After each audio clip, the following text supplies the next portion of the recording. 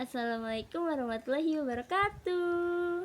Hello guys, Halo Gius. welcome to Kuadrat. Jadi, kali ini kita akan ngebahas tentang siapa penyebar berhala di Mekah. Stay tune ya. Ketika suku Khuza'ah berhasil mengambil kekuasaan Mekah dari tangan suku Jurhum, kalau mau tahu ceritanya ada di video sebelumnya ya guys. Jadi, suku Khuza'ah itu berkuasa selama 300 tahun. Suku Khuza'ah merupakan suku pendatang dari Yaman. Dikarenakan mereka bukan dari penduduk asli Mekah, tentunya mereka tidak begitu paham seluk-beluk tentang Mekah. Di masa suku Khuza'ah memimpin Mekah, di Mekah tidak mempunyai sumber air karena sumur Zam-Zam saat itu sudah ditimbun oleh suku Jurhum ketika diusir dari Mekah, dan suku Khuza'ah tidak mengetahui keberadaan sumur Zam-Zam tersebut. Mayoritas penduduk Mekah mengikuti ajaran yang disampaikan oleh Nabi Ismail alaihissalam dan juga bapaknya yakni Nabi Ibrahim alaihissalam yang mengajarkan umatnya untuk menyembah kepada Allah dan mengesahkannya. Akan tetapi, seiring berjalannya waktu, banyak di antara penduduk Mekah yang melalaikan ajaran yang telah diajarkan kepada mereka. Meskipun begitu, masih ada di antara mereka yang masih tetap teguh memegang ajaran dari Nabi Ibrahim dan putranya Nabi Ismail. Hingga muncul Amr bin Luhai yang merupakan salah satu pemimpin suku Khuza'ah atau Raja Mekah saat itu. Dialah yang mengubah ajaran yang telah disampaikan oleh Nabi Ibrahim. Di masa kepemimpinannya, ia dikenal dengan raja yang dermawan. Dalam satu riwayat mengatakan bahwa setiap musim haji, Amr bin Luhai menyembelih 10.000 ekor unta untuk makanan jamaah haji.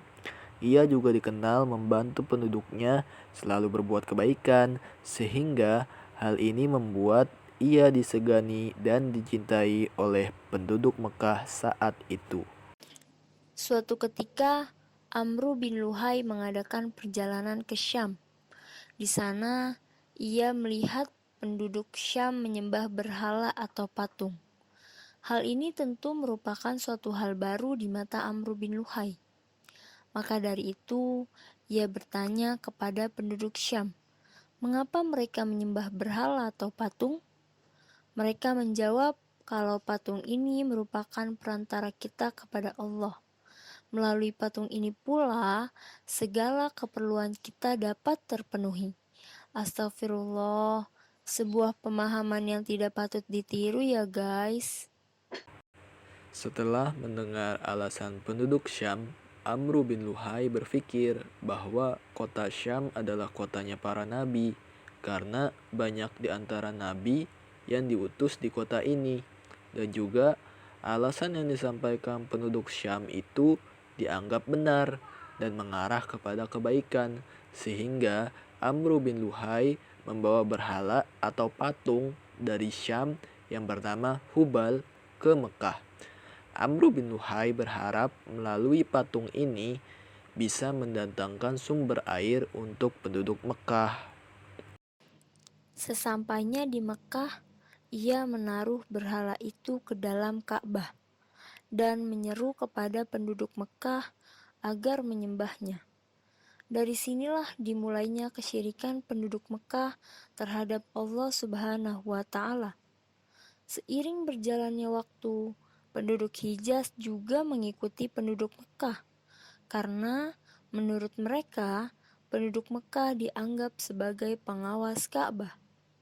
Kemusyrikan semakin tersebar dan berhala atau patung semakin banyak, hingga pada setiap suku dan setiap rumah dipastikan di dalamnya terdapat berhala atau patung. Berhala atau patung Manat, Lata, dan Uzza merupakan berhala yang paling besar dan dianggap paling agung. ketika Rasulullah Shallallahu Alaihi Wasallam menaklukkan Mekah, di sekitar Ka'bah terdapat 360 berhala.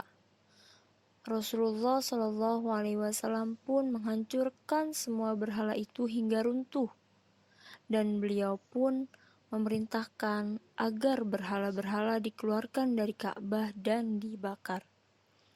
Begitulah kisah kemusyrikan dan penyembahan terhadap berhala yang merupakan fenomena terbesar dari agama orang-orang jahiliyah. Sekian video dari kami. Semoga bermanfaat dan jangan lupa like-nya. Like. Komen, Komen. subscribe. Subrek. Dan jangan lupa di-share ke teman-teman kalian. Bye-bye. Terima kasih. Wassalamualaikum warahmatullahi wabarakatuh.